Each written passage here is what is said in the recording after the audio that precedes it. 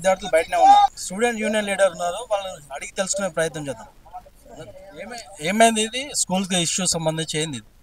బర్కత్పురాలో ఉన్నటువంటి మైనార్టీ గురుకుల హాస్టల్ సంబంధించినటువంటి దానిలో 230 మంది విద్యార్థులు ఇక్కడ హాస్టల్లో వాళ్ళు చదువుకుంటున్నటువంటి పరిస్థితి ఉంది.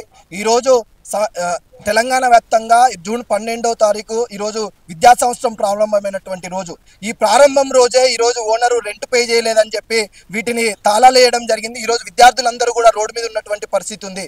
ఈరోజు కాంగ్రెస్ ప్రభుత్వము నేటి విద్యార్థులే రేపటి పౌరులని చెప్పి కాంగ్రెస్లో ఉన్నటువంటి విద్యాశాఖ మంత్రి ఈరోజు ముఖ్యమంత్రి రేవంత్ రెడ్డి దగ్గరనే పెట్టుకున్నారు. ఈరోజు ముఖ్యమంత్రి చెప్తా ఉన్నాడు, ఈరోజు గురుకుల హాస్టల్లో కానీ మైనార్టీ హాస్టల్లో కానీ బీసీ ఎస్సీ ఎస్టీ హాస్టళ్లకు ఈరోజు కిరాయి రెంట్లు అన్ని మేము పే చేసి విద్యార్థులకు ఈరోజు విద్యను అందిస్తామని చెప్తా ఉన్నారు. కానీ ఇప్పటి వరకు ఆ రకమైనటువంటి పరిస్థితి ఈరోజు లేకపోగా ఈరోజు ఈ పరిస్థితి దుస్థితి వచ్చిందని చెప్పి మేము తెలియజేస్తా ఉన్నాము. ఇక్కడికి వచ్చినటువంటి హిమాయత్ నగర్ ఎంఆర్ఓ గారు స్పందించి ఇక్కడ మేడం ఇక్కడికి రావడం జరిగింది. గంట సేపు అయింది కానీ ఇప్పటి వరకు ఆ గేట్లు తాళాలు అనేది తీపించడం లేదు. కాబట్టి వెంటనే గేట్లు తాళాలు తీపించి విద్యార్థులకు న్యాయం చేయాలని చెప్పి ఈరోజు ఎస్ఎఫ్ఐగా మేము డిమాండ్ చేస్తా ఉన్నాం. ఎంఆర్ఓ అధికారి ఓనర్ తోటి రిక్వెస్ట్ చేసుకుంటుంది. అంత దౌర్భాగ్యం ఒక ఎంఆర్ఓ గారికి ఉన్నదా? ఒకటే ఒక అధికారి అయినప్పుడు, ఒక రెవెన్యూ అధికారి అయినప్పుడు వచ్చి తీసే అధికారం నాకు ఉంది. వాళ్ళతోటి మంత్రాలు చేయడం కరెక్ట్ కాదు. వాళ్ళు ఓపెన్ చేయకపోతే మేమే ఓపెన్ చేస్తామని చెప్పి హెచ్చరిస్తున్నాం. 13 महीने का रेंट आना है.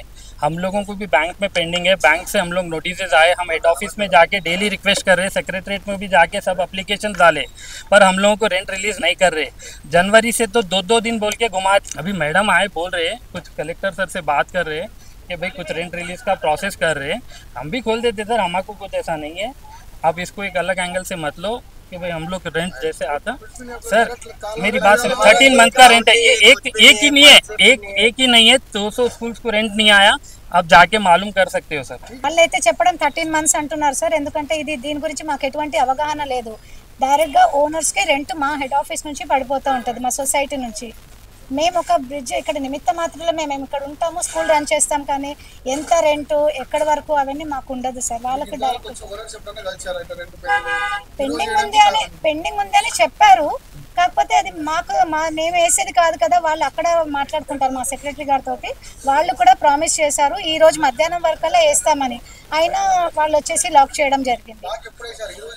ఈ రోజే వేసింది సార్, ఇది వరకు ఎప్పుడు వేయలేదు. ఇప్పుడు తాళం వేసిండ్రు అన్నప్పుడు నేను రిక్వెస్ట్ చేశాను, ఎందుకు సార్ ఇట్లా తాళం వేసారు తీయండి అనేసి. మాకు రెంట్ రావాలి మేడం అన్నారు. రెంట్ కూడా ఈ రోజు మధ్యాహ్నం వరకు వచ్చేస్తుంది సార్, వాళ్ళు ప్రామిస్ చేశారు అంటే ఆయన నమ్మడం లేదు. స్కూల్ బంద్ చేసి ఇట్లా ఓపెన్ చేయడానికి sir, now this is school is my constituency only, Musheerabad constitution ఉన్నది. గత ప్రభుత్వం ఉన్నప్పుడు ఏనాడు కూడా రెంట్ స్టాప్ చేయకుండా కంటిన్యూ తీసుకుంటూ వచ్చిండు. మరి ఈనాడు బిల్డింగ్ ఓనర్ చెప్తున్న 13 నెలల కిరాయి నాకు రాలే కాబట్టి నేను స్కూల్ గేట్స్ క్లోజ్ చేసిన చెప్పడం జరిగింది.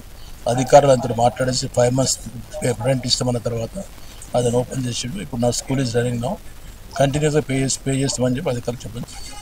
ఈ విద్యా సంస్థలకు మాత్రం గ్యారంటీ ఇట్లా రెంట్స్ ఆపకుండా ఇచ్చేస్తే బాగుంటుంది. స్కూల్స్ మూసేస్తే బాగుంటుంది అని పేరెంట్స్ చెప్తున్న సంగతి చెప్తున్నారు. సో ఇది ఇట్లాంటి సిచ్యువేషన్ మరి ఎక్కడ కూడా రావద్దని చెప్పేసి ముఠా గోపాల్ గారు అనుకుంటున్నారు. కెమెరా పర్సన్ ప్రభాకర్తో జ్వాలా, సమయం టీవీ, హైదరాబాద్.